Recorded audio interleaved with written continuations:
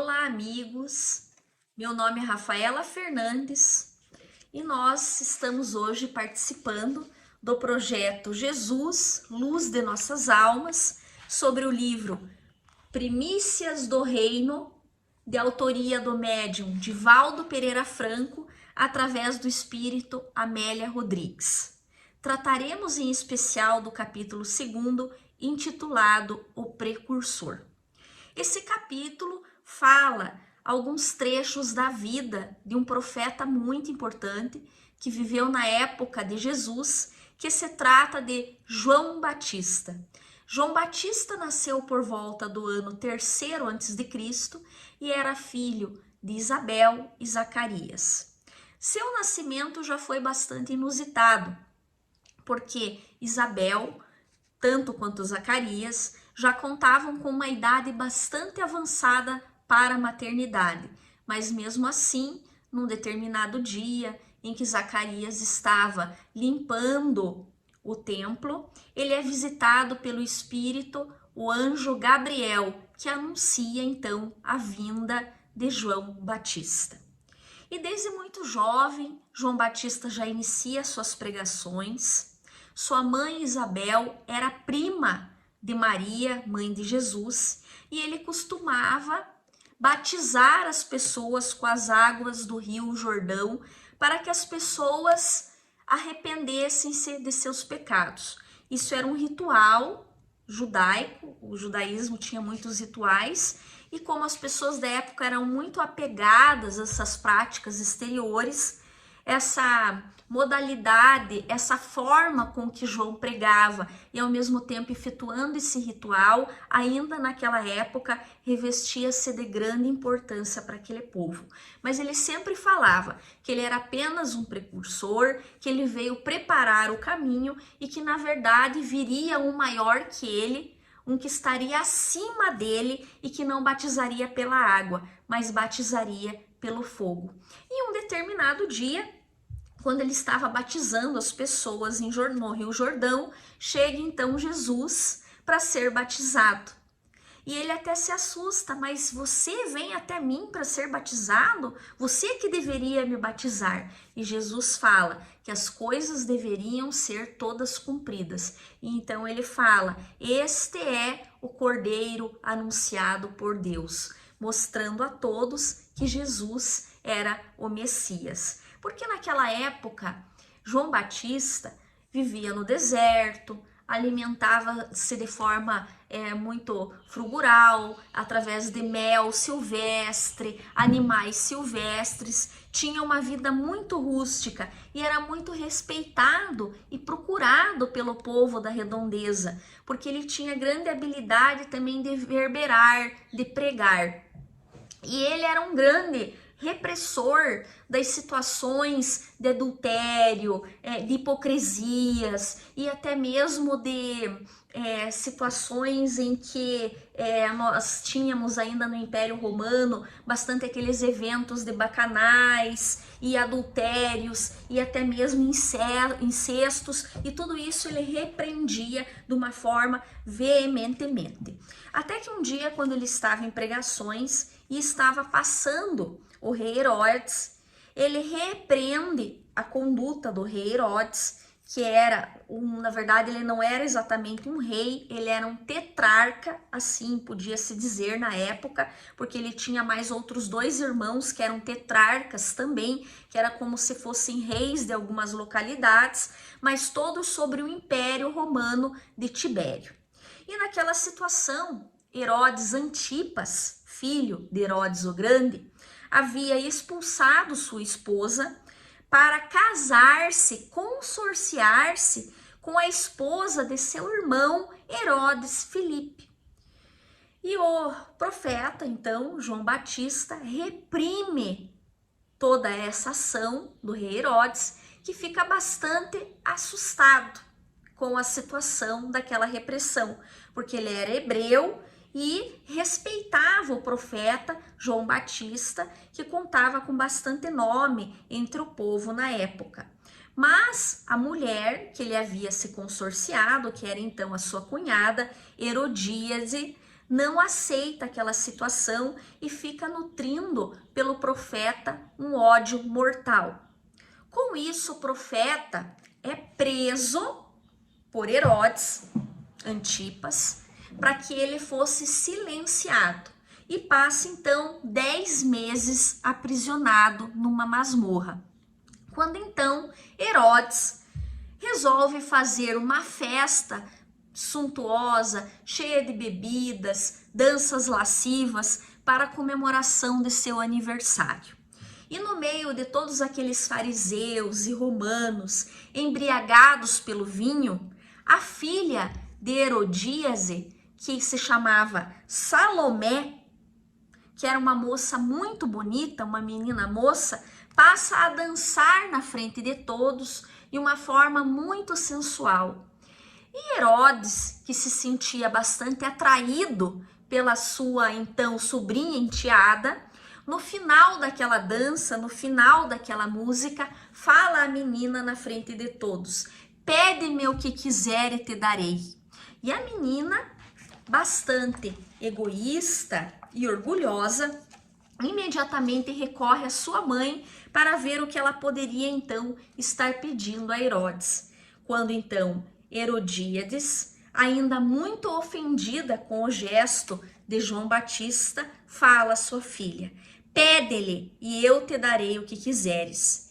Esse João ousou desmoralizar-me diante da ralé e perante o próprio rei, que, acovardado e do meu supersticioso, e não teve altivez de o punir, degolando-o com severidade para servir de exemplo.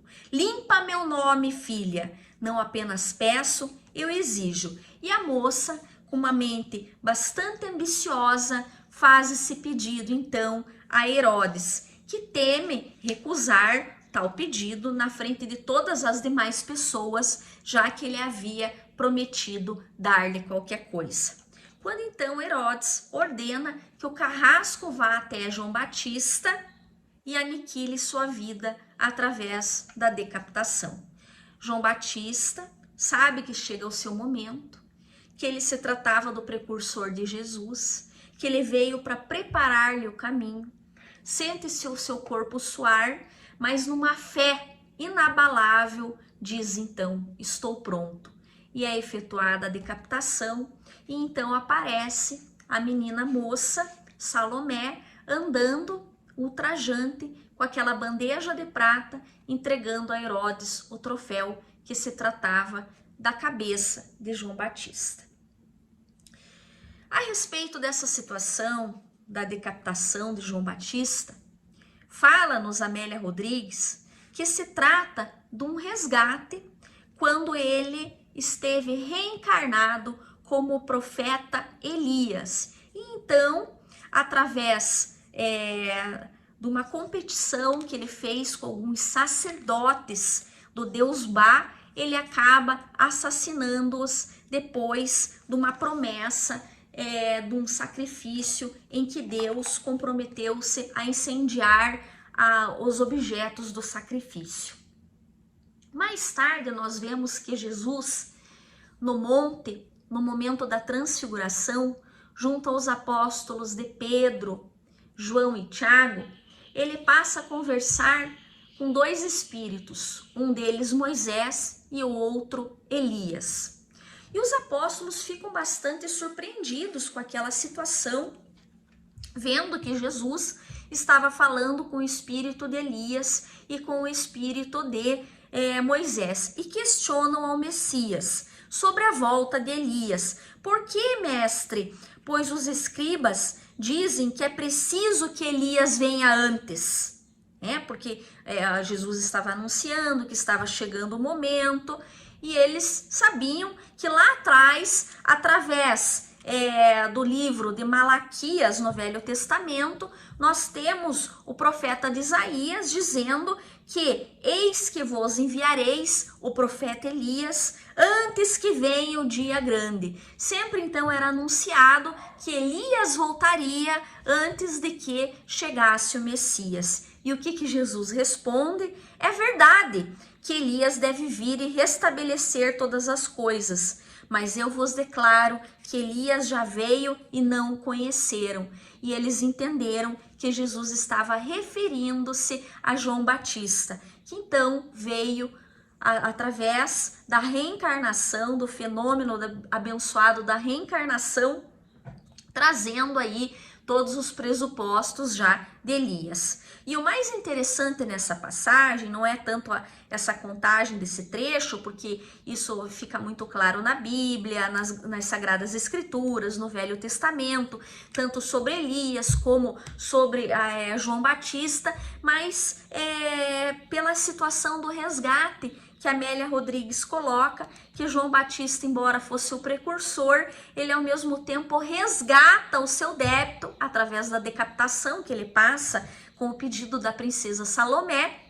Ele está resgatando o seu débito efetuado como o profeta Elias. O profeta Elias viveu no ano 9 a.C. e na época em que o rei Acabe casou-se com uma princesa estrangeira chamada Jezabel, e Jezabel era adoradora do deus Bá, e com isso fez com que o seu consorte também adorasse o deus Bá. Por sua vez, havia vários sacerdotes e o povo acabavam adorando o deus Bá, o que era repudiado pelo profeta Elias, que declarava Deus, nosso Pai, como único, grande e todo-poderoso. E numa situação em que ele se reúne com esses sacerdotes, eles então fazem uma aposta em que o Deus que se manifestasse provaria a sua existência. Então eles pegam 2 bezerros, as carnes desses 2 bezerros, envolvem em madeiras e em pedras e ficam ali durante horas esperando que aquelas pedras peguem fogo. Para quê? A oferenda que pegasse fogo seria do Deus verdadeiro. E os sacerdotes passam horas invocando o Deus Bá e não acontece nada com as suas oferendas. Quando então Elias faz uma prece e joga água em cima da madeira. E nós sabemos que se jogar água em cima da madeira, não tem jeito da madeira pegar fogo. Mas mesmo assim, vem uma corrente de fogo do céu, segundo é narrado nas Sagradas Escrituras, e pega-se fogo em toda aquela madeira molhada, assim como na carne e nas pedras. E é comprovada, então, a existência de Deus, e o povo passa a adorar, então, Deus e não mais Baal. Com isso, Elias acaba assassinando, através da decapitação, esses sacerdotes do deus Bá. E então, através da sua vinda, como Elias, embora fosse um espírito elevadíssimo moralmente, mesmo assim ele tinha esse débito desse assassínio que ele cometeu sendo um profeta. Então vejamos com isso, meus irmãos, que como é difícil viver no mundo de provas e expiações, porque todos nós estamos sujeitos a inúmeras tentações e com isso a infração às leis de Deus. E claro que essas infrações nos levam a erros que nós cometemos e que nós devemos de alguma forma, algum dia ou outro, talvez mais cedo, talvez um pouco mais tarde, resgatá-los. E o interessante é que mesmo sendo um missionário, um espírito que já havia atendido a um certo grau de elevação moral, mesmo assim ele acabou cometendo um erro aqui no nosso planeta e tendo que passar pela situação do resgate através da decapitação, ordenado por uma rainha, em que ele mesmo lá no passado havia imposto aos sacerdotes de outra rainha.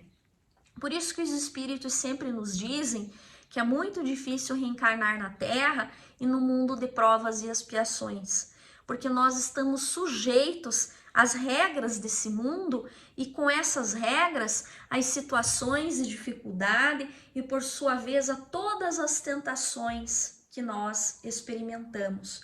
E essas tentações, por sua vez, também nos levam a erros que mais tarde nós precisamos estar resgatando.